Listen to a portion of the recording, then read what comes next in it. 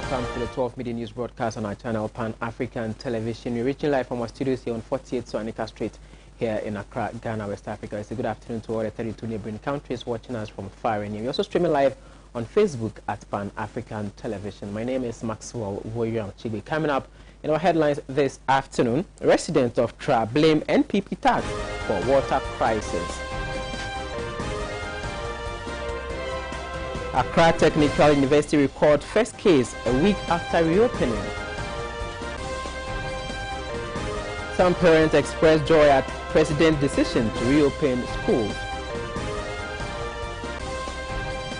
Later in business, ASEPA lashes out at banking sector cleanup. On the international front, 2 years old of U.S. sanctions against Iran. We have details of all these top stories, including other stories as well as sports and entertainment will be coming your way in this 1 hour broadcast on our channel. Do stay with us, return shortly with the details.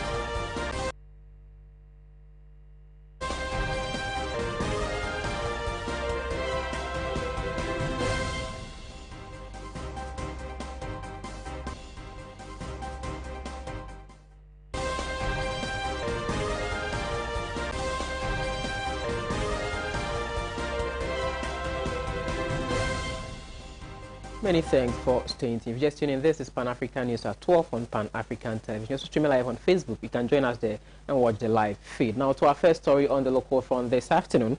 Residents of Tra, a farming community in Techiman municipality of the Bono East region, have blamed NPP tax in the area for fueling the water crisis that has hit the area for the past 3 years. Abdul Basit Mohammed, our Bono East correspondent, has more on this particular story. To them, the erstwhile Mahama administration provided the community a mechanized borehole, which ended the perennial water problem facing the catchment area. Unfortunately, in 2017, when the NPP government took over, some thugs affiliated to them stormed the water facility and seized it, claiming that their party was in power. Few months after the takeover, the facility broke down due to alleged mismanagement by the administrators, causing the return of water crisis in the community.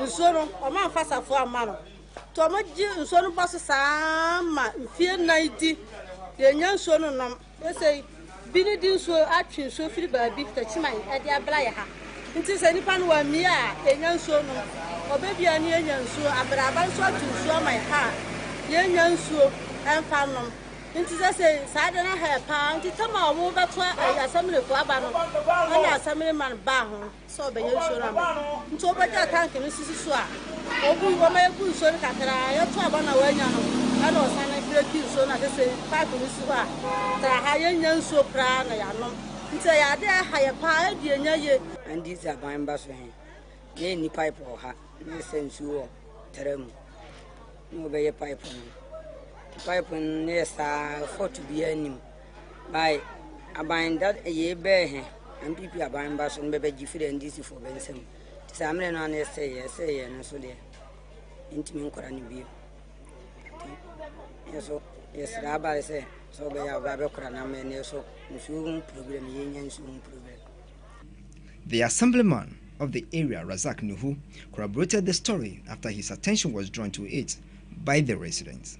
He revealed to Pan-African News that all effort to get authorities to solve the crisis yielded no result. Bono East, Abdul Basit Mohammed for Pan-African News. In the year of COVID-19, and one of the solutions and one of the rules we have to follow is to be washing your face, washing your hands all the time. But in this community, Tra, we have a water problem. We happen to have a mechanized borehole from the assembly 20 years ago, that the past government. When the new government took over, the mechanism had a problem. Over 3 years now, that system has been down. Currently, people take motorcanes that the tricycle go down there or possible to Techima to fetch water. But as an assemblyman, I've taken it upon myself. I've sent the assembly a notice, that is official letter to the assembly, telling them what is happening here. I've met the chiefs, I've met the other opinion leaders, and we are still finding a way out. So I want to use this your media opportunity to appeal to any benevolent Ghanaian or outside the country who wish to help the people of some electoral area, of which Tra is one. In terms of water, potable water, the person will be highly welcome and God will bless the person.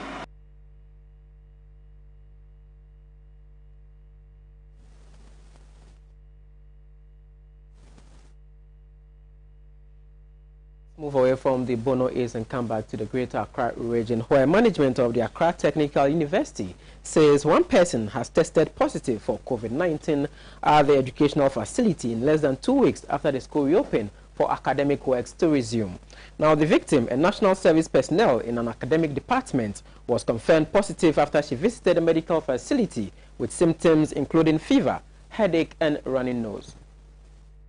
A statement signed by the Director of Public Affairs confirmed that management had begun contact tracing with 6 people in self-isolation. The said person is currently in isolation at a medical facility and responding well to treatment. 6 colleagues who came into contact with the confirmed COVID-19 patient have been counseled and reassured. According to the statement, measures have also been put in place to ensure medical and psychological support for all persons who came into contact with the victim. The statement further urged students and staff to adhere strictly to all laid down COVID-19 preventive protocols like wearing of face masks, social distancing, and regular washing of hands with soap and running water. On Monday, June 15th, final year students of universities, colleges, and other tertiary education institutions returned to campus to prepare towards their exit examinations. This was followed by senior high school finalists and gold track Form 2 students following President Nana Addo Dankwa Akufo-Addo's easing of restrictions on educational activities.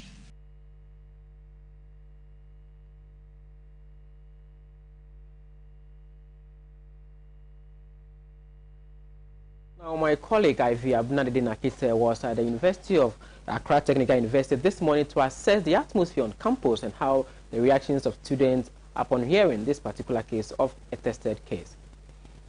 You take a close look on the compound or the campus, you can see that there are some Veronica buckets that has been placed in the various blocks, and that of course is a good one. Students are practicing social distancing, and almost 85% of the students are on their nose mask, even boldly written, no nose mask, no entry, no face mask, no entry, and so that is a good one. But as I said, we'll be speaking to some students, if possible, to know what they are going through, if the situation is causing fear and panic, or if whether or not it's affecting their day-to-day activities here. Wachi Adam. Wachi Adam. Yes, please. Are you a student or? Yeah, I'm a student. Final year. Okay, yeah. Business marketing. Because we know that you have recorded your first case of COVID-19. So tell us, has it caused any fear or panic here? Oh, I don't know of others, but me, I'm okay because we are observing the protocols. As you can see, I have my nose mask, and then we keep washing our hands. So it's cool. I think it's cool. Like, I'm fine. There's no panic. We are not panicking. I'm fine. We just want to write exams and leave. So we are not panicking. There's no fear on campus, as you can see. We are not panicking. We are cool. So everything is normal? Everything is normal. That is to me and my friends, but not those that I've not talking to. But we are fine. We are fine. Apart from that, we are fine. Yeah, we are fine. Yeah. Everything in place. As you can see, when you are going every class, when you go to the hostel, every floor, there's this Veronica bucket and then washing soap over there. So we are cool. Everything is in place now. We are fine. Like, it is one of the measures the school is putting in place to curb the spread of the virus. Yeah. So as you have recorded your first case here, how do you feel? Are you in fear or panic? Definitely, we'll feel some fear and panic, but we know that the authorities have us at heart, and then they will definitely do everything they can to curb the spread. Has it affected any activities here? Actually, I can't tell for now because I'm now coming. Like, we've not resumed any serious lectures for now. Almost everybody is in the face mask, yeah. And before you enter from the other side, they'll take your temperature. You haven't even washed your hand. And so I can see maybe it's unfortunate. You know, they say some people can have it without even knowing. So I think it's one of those things. For sure, I mean, you all have to take it seriously because it's something you can see with your eyes. And even they say it's novel, it's a new thing. Even WHO is not quite sure about the attributes of the virus. So it's something that they are studying day in, day out. You see, so whatever advice they give, you have to follow it. You have to just do it. Reporting for Pan African News, Ivy Abnadede Nakite. Now, during yesterday's press briefing on the COVID-19 at the Ministry of Information, a question has been raised as to whether some PPEs that were supposed to be distributed to the senior high school in respect to the reopening of schools has still not gotten to some schools. Now, the Honorable Minister for Information, Kojo Oponkoma, responded to that particular issue. PPEs to schools and other places. Some schools have gotten this, others haven't gotten theirs. What is happening? Thank you. The distribution is ongoing. That is what is happening. The distribution is ongoing. It is our expectation that as quickly as possible they will complete the distribution of all these PPEs to the various schools across the country.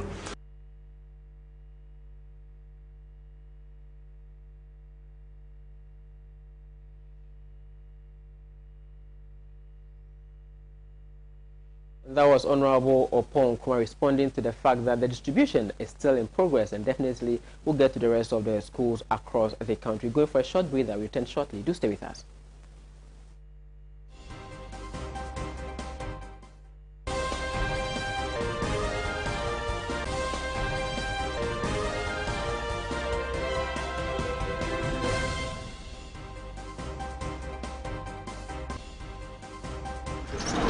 Na jauti kai mu da do bi kura si wa se wan ti mensi mate ni sis bi sire why na me plan the church o jari malaria din ya chinsa eja ka akoma 2 years so onom dan proke herba mister osisi mbadu say from oyire nso doctor ka chene say o malaria mo ani bi oni pedue mu a so onom dank antima x yare malaria ebe kokora obi wo honom a ne yem ye ne yanso a so onom dank gastro care herba mister oho beton dank phyto care herba mister koko ebe ye hu adwuma ma wapon waposo ohu tutu dank extra care herba mister obenya hoden ne watimi anante make food dank no nyina e di amamo na ebenya dodwe nya bi we pharmacy shop ana herba shop also pe dank nura ye be ma obi pacho mo number ye sen 0266593330 enroi oba pemfo oba o ma akora nufo ani akora woni mfie du mienu ntime no FDA ahwehwe saa edwadie nkrato yi mu agya tom se eye.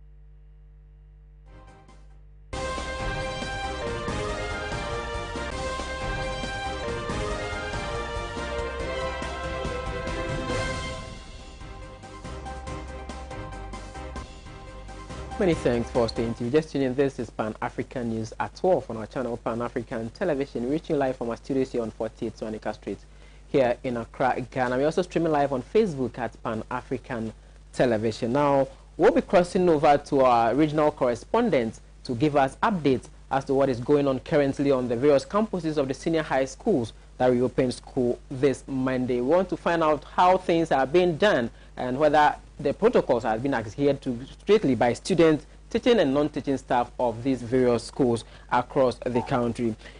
So let's move straight to the Bono Hafo region where we have Abdul Bashid on the line. Bashid, can you hear me? Abdul, can you hear me? Yes, I can hear you. All right, so tell us, where are you currently? Which of the schools are you and what is happening over there? Thank you, Maxwell.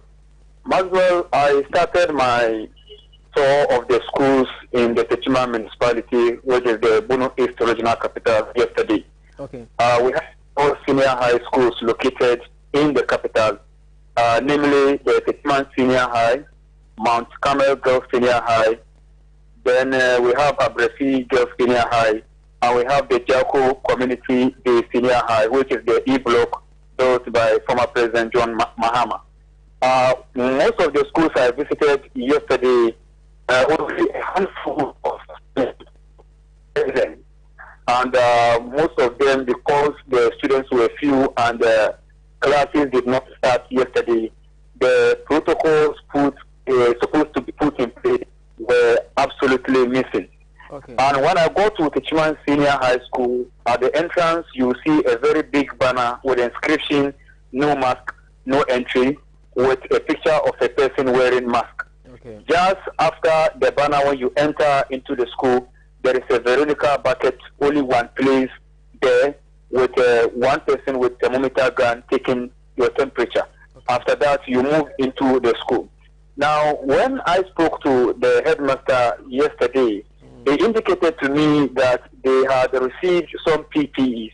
He mentioned that they received some hand sanitizers, tissues, and thermometer gun and Veronica bucket.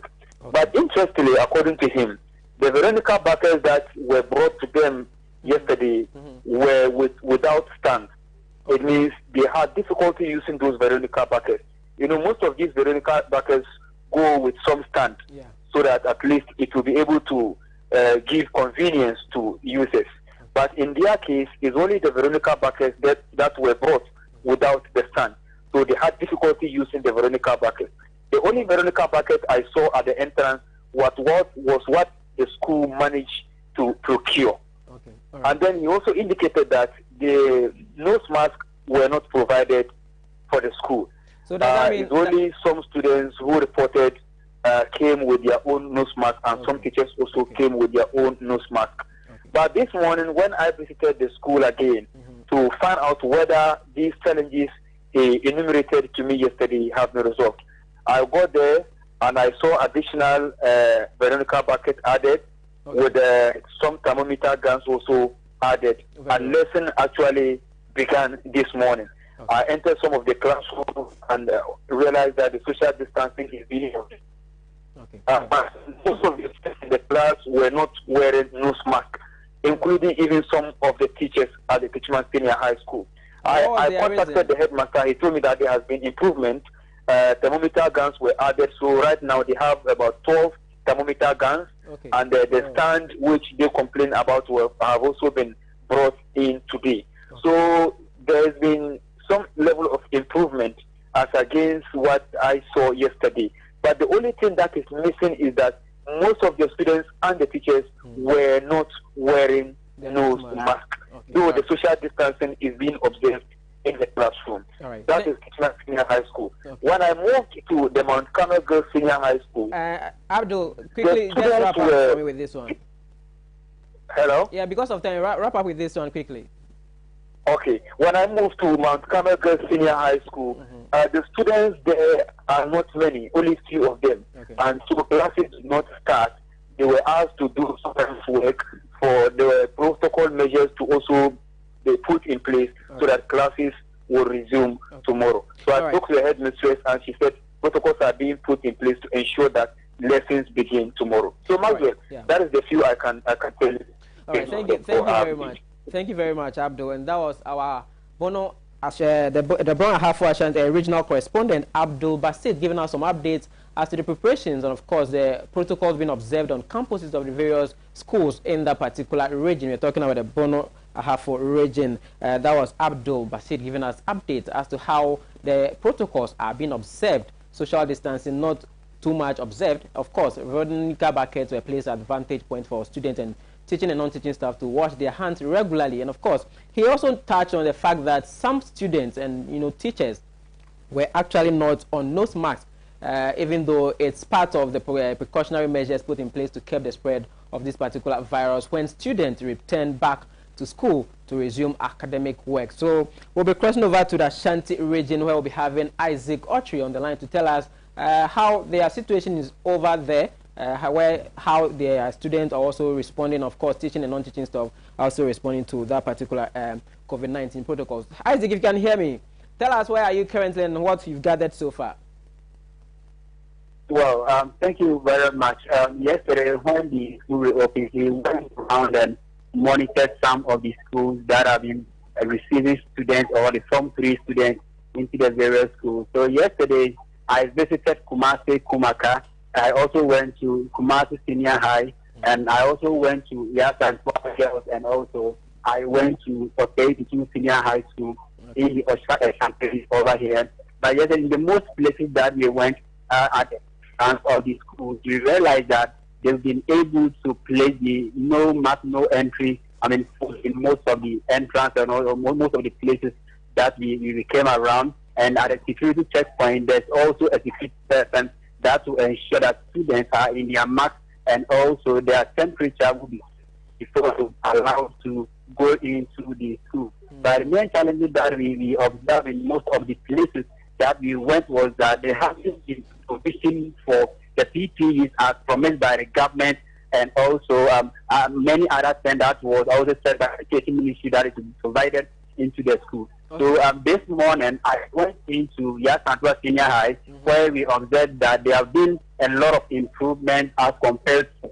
what we really observed yesterday. But of course, yesterday there wasn't enough Veronica buckets and also the temperature guns in the schools because they were waiting. But apart from the non-provisions of the government on that was promised to them, we realized the school itself have been able to secure some few things, of which they will be using for the students. But I'm speaking to you now, we realize that yes, Antoine, that this morning the students have been coming, and most of them have been trooping into the schools, and the Veronica buckets are also being used over the places. When it comes to issues with the dormitories, we realize that they have reduced the size of the number of people in each of the dormitories in the school. And also in every bathroom and all washrooms at the places, they have been allotted some few places. And many people have also been allotted to ensure that those places are being secured for use. And of course, when it comes to the bathroom, for example,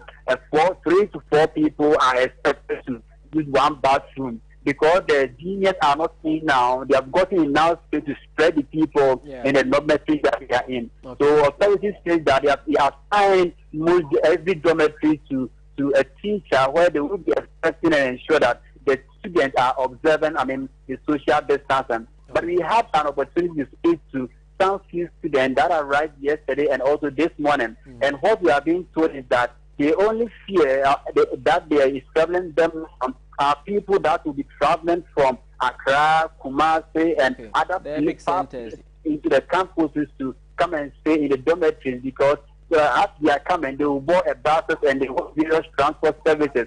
So in the car, anything can happen. So there is the fear that is troubling many of the students that we spoke to yesterday. But we some of the headmisters and the headmasters we spoke also believe that they are still expecting the PPEs that the government has promised to them because most of them have not been received. So the one that they are using now are those that the schools have been able to secure, and also the nose mask, for example, those that the students themselves have brought onto the campuses. So yes, they are still appealing to authorities that they will make those things available so that when students come on campuses, they will be able to use to ensure safety. All right, thank you very much, Isaac. And that was our Ashanti Regional Correspondent, Isaac Kotre, giving us updates as to what is happening on the various senior high school campuses in the Ashanti region. Of course, they are also appealing to government to, hasten the distribution of the PPEs to the various schools, the senior high schools and, of course, the universities across the country in an attempt to curb the spread of this particular virus on campuses, as Accra Technical University already recorded their first case just a week after resumption. So you can say it's very dangerous if things are not being put in place properly for that particular fight. Now we are moving straight to the northern region where we're speaking to Abdul Majid, who is on standby. Abdul, if you can hear me, what have you gathered so far? Yeah, it is fine. Yeah, what have you gathered so far? What's the condition of the atmosphere on campus? Yes, on Monday, like when we went around Tamale, at schools early in the morning, we were not permitted to take any picture of the students reporting. Okay. Just because. Yeah, go ahead. I can hear you. That he has made provision for nose masks and other testing centers, so that each student, when reporting, they will pass through those things. And when we went there, there was nothing like that. Oh, okay. It was only nose mask, which they used to return the students back home. Just because when any student is reporting without nose mask, then they will return that student back home. What about those coming from afar? Will they also return back home? Those who have to, commute about kilometers before getting to that particular campus? No, what we saw at the entrance of the school was like there were people selling nose masks to them. Okay, then I believe those are the day students residing in that particular community, I guess. Yes. Okay, all right. Okay. So there were no any nose mask which they will be distributing to the students to enter into the campus. Okay. All right, thank you very much. And that's Abdul Majid from the Northern Region, giving us some updates as to what is happening on campuses in the Northern Region as well. Now we are back to Accra here, where we'll be having Derek on the line to also give us an update to where he has gone to so far with the senior high school campuses remain, whether things are being improved or it's still the same story, or people are still crying for the supply of PPEs for the coronavirus fight to be effectively, considered a victory for Ghanaians. If you can hear me, Derek, what have you gathered so far? Hello, Derek, can you hear me? Yeah, Matthew, I can hear you. Yeah, what have you gathered so far? Okay, Matthew, thank you so much for having me. I took a little tour of some secondary schools within Accra. I went to the West African Senior High School, and I tried to engage with the head of the school. The one thing I can say is that with many of these schools, what they tell you as a reporter is to get clearance from the regional office before they can talk. But I was able to see the procedures, the protocols, and other things being observed. But I couldn't have one-on-one discussion with the head. But I can confirm that there were the liquor buckets at the entrance of the school. Students that were coming in were washing their hands. The temperature guns were used to check the temperature of students as they come in, and that all other protocols were observed. I also witnessed that there were names of students listed on the various classrooms that they are supposed to be in and study, and also on their various benefits. I wanted to engage with the head to understand how these things are going to pan out, to understand how the school is going to engage. I want to also find out if they have received the PPEs from government and other things. Yeah. But what they said was that I need to get clearance from the regional office for them to talk. This is a serious matter, because I think another time we interrogate why the heads of basic schools and senior high schools don't really like to talk to the media, maybe out of some bit of victimization. Right. I also took a tour to their camp, which is a preparatory school, to check on their readiness and to also see whether they are adhering to all the protocols. I can also confirm that yes, there were very buckets at the entrance of these schools. Okay. Students that were coming in were also washing their hands. And just like West African Senior High School, they are also using the temperature gun and also all other protocols. Was the same with the same basic senior high school in Medina. Okay, very quickly, how do you rate the social distancing protocol? How would you rate it on the various campuses you visited so far? One thing that I've noticed, especially at the campuses, was that even with the Veronica buckets, they were so safe that students are not even in the process of washing their hands. In their classrooms that I was able to peek through, you could see that the desk or the chairs in the various class are well spaced out, with maybe a maximum of 20-25 students in the class. So I can see that what I have seen, I think the social distancing in the classes are well adhered to. All right, thank you very much, Derek. And that is our Accra Regional Correspondent, Derek, giving us an update as to what is going on in various campuses that he has visited within some parts of Accra. Still on this particular, Veronica Bucket and others, safety protocols with respect to reopening of schools for academic works to resume. As I said earlier before the interviews, the Information Minister Kojo Oponkuma has responded to the fact that the distribution is still ongoing. So definitely other schools left out will be getting theirs in no time soon. Now, some parents and students in Accra have reacted to President Nana Addo Dankwa Akufo-Addo's decision to reopen schools for final year students across the country amidst rising figures of the COVID-19 cases. Now, speaking to Pan-African News, they expressed gratitude to the president and hope that the decision inures to the benefit of the awards. It's 22nd June 2020 and it's Monday. School has reopened for final year students in SHS and also in university, and also for those in the Go Track system. We are here to find out from some parents and students how they have prepared themselves. My name is Simon K. Hachi. I have got my elder brothers who will be going to school. It's very bad because of proper measures are not put in place before they are returning back to school. My name is Ruth Lassie. And which school do you attend? Nungwa Senior High School. How have you prepared yourself? I've prepared myself with my nose mask. I'm having a hand sanitizer, so that I'll prevent myself from the disease. That's COVID-19. If I'm a Sami Tuga, don't know if I'm a Sami Tuga, me wala pass. And yet, Ghana phone the whole world see. And I want penny no sono. Or you who say Ebian Kalano Qua, be bien wa bet to my own Montino so more Munko school. The back crack home, the back oh. And did I can't say at them payable, and here I want dinner in Yansa. Yamino, that's all. On or any party, a bomb pay mom say, and Kalano could do as a dream. I have from Asante, and last La Paz Manche. I don't know what to me, I can't fasten and Kalano Eco School and then.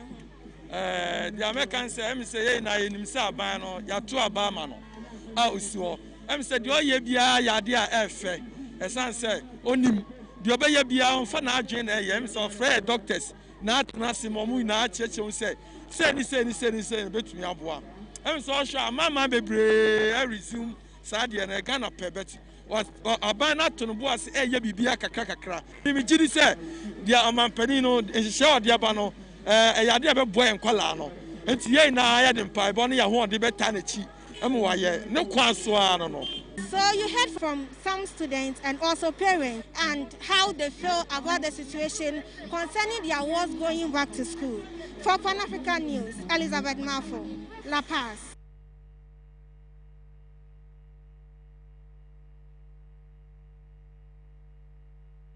The Nigerian community in Ghana has called for quick resolution of the unauthorized demolition of buildings on the premises of their High Commission. Now, their appeal comes on the back of a meeting which was held to address the much talked about an exceedingly worrying situation that took place. With incidents of harassment, brutality, and other issues that Nigerians in Ghana are actually facing. And it's a matter that we feel need to be addressed also, in addition to what just happened. So that is why we are coming out as a community, as people, to air our voice. We consider that a violation of territorial integrity and the boundaries of Nigeria, which is a clear violation of international entities. So, however, we have come here today to interact with our mission, our High Commissioner, to understand the fact on the ground and to know what steps have been taken so far to bring the matter under control. So that is the reason why we came here today. So we've interacted and we've have a very nice section with our commissioner. They have been able to address us on developments, how they have been able to follow up the Regrettable Act. And they have presented some facts to us. And they have addressed us for everybody to remain calm and law-abiding, that the issue is being handled at a diplomatic settings level. So we Nigerians, we are law-abiding, so we have heard them, we have heeded their advice, and we are going back to our various destinations, hoping that these things will be followed up and resolved in a way that whatever wrong had been done will be righted. Thank you very much. Do you feel disappointed? I feel disappointed because it's our mission. It's the sacrosanctity of Nigerians that was invaded. So in no country would an individual, so to speak, invade the premises of a diplomatic mission, and the citizens wouldn't be disappointed. We are disappointed. Thank you very much. You mentioned that your High Commissioner has met you guys and has briefed you. Yes. What exactly did he tell you people? We've met with the High Mission, and they've advised us to be calm and law-abiding. They've given us proof that the property belongs to the Federal Republic of Nigeria, and they've been able to show us some facts that back up their claims. Thank you. But you know, the land... On the local front, the Ghana Water Company Limited has issued a statement and announced a shutdown of their Weja plant. Now, speaking to Pan-African News, the residents in those particular aforementioned localities expressed dissatisfaction with the firm for failing to notify them long enough ahead of the time. Ghana Water Company Limited has released a statement that the Weja plant is going to be shut down for work to be done on it. We are here to speak to some of the residents if they know anything about it and how they have prepared themselves towards this project. Say ya na me fi market buy me buy ya na me sister ka kire me say yes ye beto pipe nti me nkobu nsuo me ta ma de ko ya to pipe yes ya announce fiti anopa nti bibi sa na was o mo ma ya so nti 2 days kula na 3 days bu na ma kan na ya fele ye no ma plug say ye nu nsuo bia nti dia na ye bedwale ya pipe nko na o densu na da o de densu de say ye no densu de wutumi de si no ma ba tuntumi no oh amutumi na nso ma yete wo ni fie kro bi betumi o ya announce o say nsu e bia de say ye betum na wanya kwan abubu nsu asi ho se na be ya yetum anu wanya nsu ayo wade so nti my kasa o mo anya ade because nkwofo bebre nim se ye ni nsu o se ye kwa o mo atum nti se de nsu na ye nkosa no mo ana ye fandwale nti ande o mo anya ade kura ye slom bibi ni aya mo 3 days kura na ma announce na ye hu say I was say ye mansu entina ye wanu ana ede ye bibia de metumi aka ne say mente hwe enya wo kura na obeka ya nka memi nimpo say bibi ekoso sisi anu so omo ayesa na enim da omo de be wie edwuma na water west for ebe ye nti no ne omo ye ni de in fact omo anya ade oh, so at least announcement radio so say Now, voting is underway at Kwadaso in the Ashanti region, where delegates of the new Patriotic Party will elect a member of parliament to represent them in this year's polls. Now, a total of 600 delegates who were to vote has now been slashed down to 390 to ensure smooth conduct of the exercise. We are moving back to the Ashanti region to speak to our correspondent Isaac Otri, who is on the line to give us some updates as to what is going on currently at the various polling stations. Isaac, if you can hear me, what have you gathered so far? I can hear you loud and clear. What is the atmosphere and how has been the exercise so far? Well, thank you very much. As I'm speaking to you, I'm currently standing at the Kwadaso People's Early Primary School Center. The voting is actually going on over here. And of course, in the Kwadaso constituency, it is stopped to cast vote or to go to the polls to elect their parliamentary candidates on the ticket of the new Patriotic Party.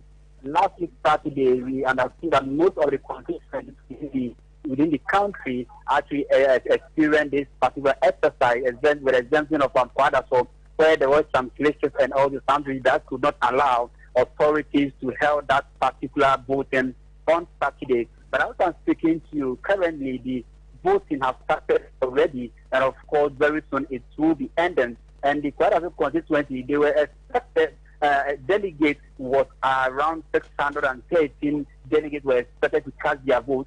But because of that issue surrounding the voter register, of course, some people have been ignored to favor both contestants. So as I'm speaking to you, about 390 delegates are expected to cast their vote today. Okay. And also at electoral areas, about 10 electoral areas also. This morning we realized that there is heavy security presence in the police station over here. And the information we had was that about 95 police officers actually present over here, and also 35 military personnel. but I've visited a lot of the, polling stations and the electoral areas over here.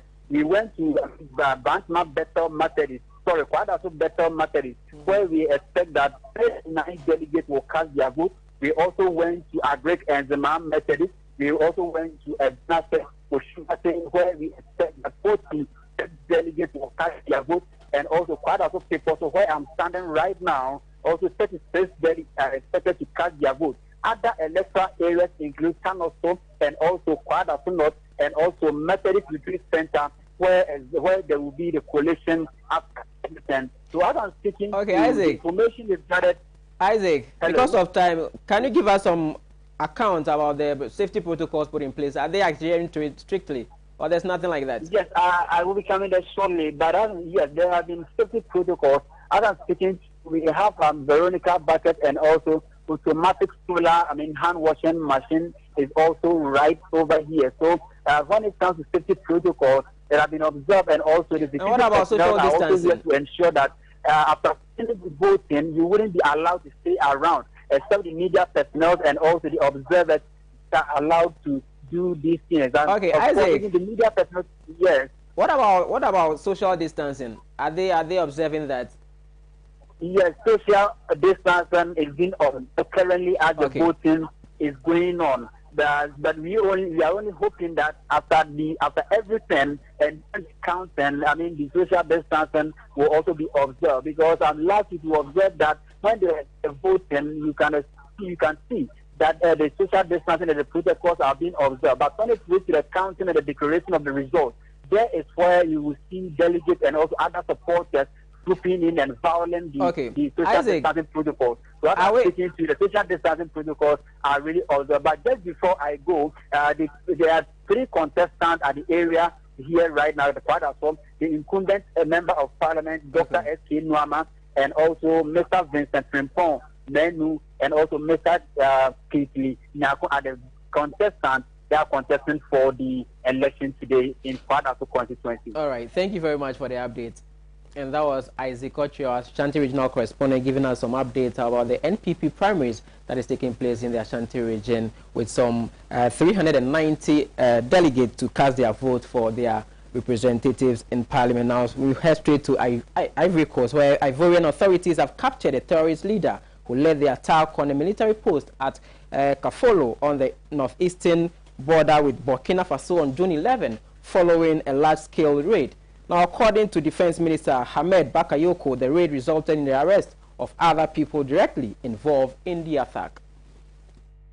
In an interview, Ahmed Bakayoko applauded the arrest of those who masterminded the deadly attack that reiterated government effort in fighting extremism and terrorism, which has gained foothold in West Africa. He added that the arrest of people who took part in the assault came thanks to photo retrieved from the mobile phones. The Ivorian military said around 10 soldiers died and 6 others were wounded in June 11th attack, when dozens of terrorists mounted a pre-dawn attack on the border post. It was the first by extremists on Ivorian soil since March 2016, when a raid on the southeastern beach resort of Grand Bassams left 19 people dead.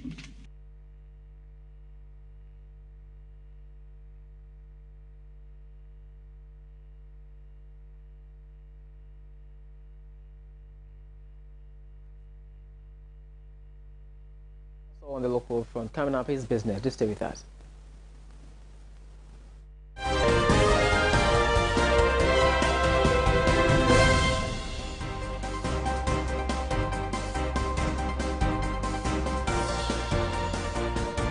Welcome back. In the world of business this afternoon, the Minister for Food and Agriculture, Dr. Owusu Akoto, says government will soon inaugurate the Tree Crop Development Authority to boost export of crops such as cashew and cocoa.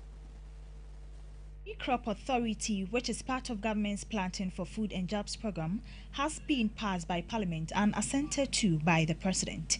Speaking at a ceremony to launch a $600 million syndicated loan for cocoa, Dr. Owusu Yakoto said the establishment of the authority will boost foreign earnings from tree crops. Among the 5 modules of a Planting for Food and Jobs flagship program is a tree crop module that we call Planting for Rural Export Development, under which 7 tree crops have been selected for development. In order that this is implemented, a law has now been passed by Parliament of Ghana and assented to by the President of the Republic, establishing the Tree Crop Development Authority, which is going to come into action this year. The Tree Crop Development Authority aims to diversify the country's earnings and sew up the country's foreign exchange earnings. The module was inspired by the success story of cocoa in terms of its massive contribution to development in Ghana, he said.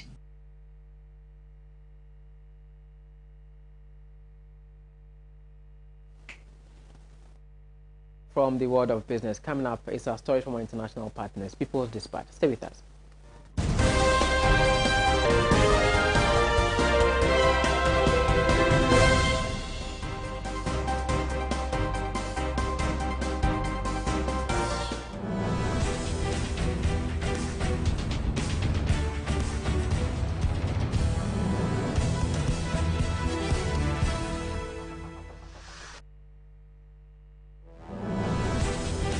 Welcome back. Now, numerous reports were published about Iranian inability to deal with the COVID-19 infections in the country. Iran was the first epicenter of the coronavirus outbreak in West Asia, and despite having a decent healthcare system, it has witnessed high numbers of deaths, more than 9,800 as of June 23. One of the main reasons for this was the sanctions imposed by the United States. Despite the U.S. denial that it has sanctioned any humanitarian or medical supplies to Iran, given the fact that the fear of secondary sanctions prevents most of the countries and private global health corporations from providing the necessary medicines or equipment to Iran or delay their delivery, causing unnecessary deaths. Iran has been facing U.S.-led economic and political sanctions ever since the resolution of 1979, when its Lucky Shah regime was replaced by a more popular, nationalistic, though conservative set of rulers who denounced the U.S.-led imperialist policies. The sanctions acquired a new significance during George W. Bush's presidency and his so-called global war against terror. Branding Iran as an axis of evil, his regime unleashed a massive propaganda against Iran's nuclear program and tried to establish that it is building a bomb despite repeated denials by the Iran government and even the International Atomic Energy, the global monitoring agency.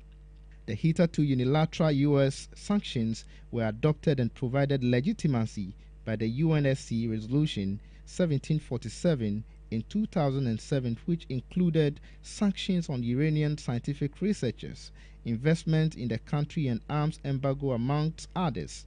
However, despite the U.S. pressure, the Security Council did not stop Iran from selling its oil in the international market. Nevertheless, using its hegemonic control over the global financial institutions and transactions, the U.S. successfully used its unilateral set of economic and political sanctions, creating hardships for the common Iranian people.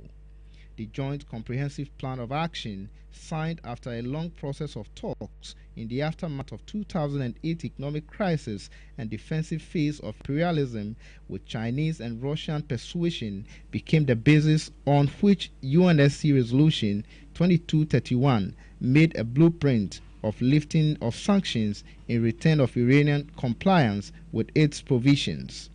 It was working quite well till the victory of Donald Trump. His administration's anti-multilateralism in international politics, its pro-Israel and pro-Saudi Arabian outlook led it to conclude that JCPOA is the worst deal ever, as it provides Iran a free space to do whatever it wants to do in the larger Middle East region, compromising the imperialist interest. Its unilateral withdrawal from the deal and reimposition of sanctions lifted in May 2018 comes with a narrow regional ambition of keeping the hostilities alive to enable its armament industry booming, as Iran was gradually seen as the stabilizer in the region.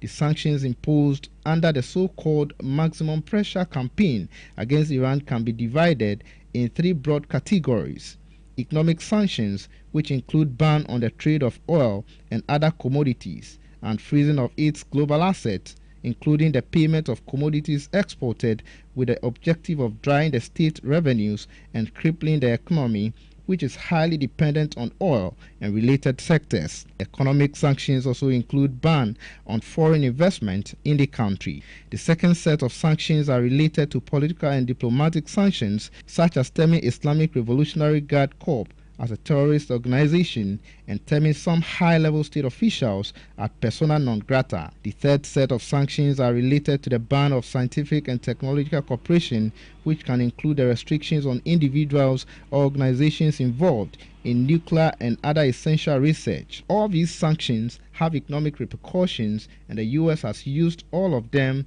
in the last 2 years against Iran. Since its announcement in May 2018, the Donald Trump-led administration has reimposed most of these sanctions, the last being the withdrawal of exemptions given to some European, Russian, and Chinese companies to work on some of the nuclear sites in Iran on May 28. The U.S. has also asked its allies to apply similar sanctions. Though most of them have not announced any formal sanctions against Iran, they have stopped trading or cooperating with it in order to save their relations with the U.S. For example, Japan stopped importing oil from Iran after the sanctions were announced in November. In April, the U.S. also tried to extend the UN arms embargo on Iran set to expire in October as per the JCPOA and the UN Security Council Resolution 2231, and has campaigned for the reimposition of all the pre-2015 international sanctions on Iran. The move has been opposed by Russia and China in the Security Council, saying that the implementation of JCPOA should be the only way forward. As Iranian ambassador to the UN, Majid Ravenchi said on Sunday, June 7, the U.S. wrongly thinks that it retains the right to snap back sanctions against Tehran under the UN Security Council Resolution 2231. Since its withdrawal from the deal, the U.S. is no more a party to the deal, and hence it cannot demand any compliance from Iran. The UNSC Resolution 2231 timelines, the arms embargo against Iran ends in October 2020. According to the JCPOA, all the signatories are parties who can bring a complaint against any other party in the UNSC for any violation.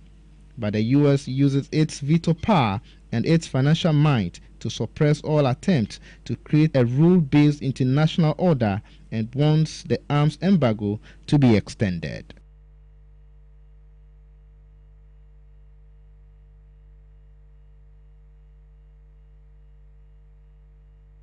Credit to People's Dispatch for the international stories. Coming up is sport with Modia and Aninati. Do stay with us.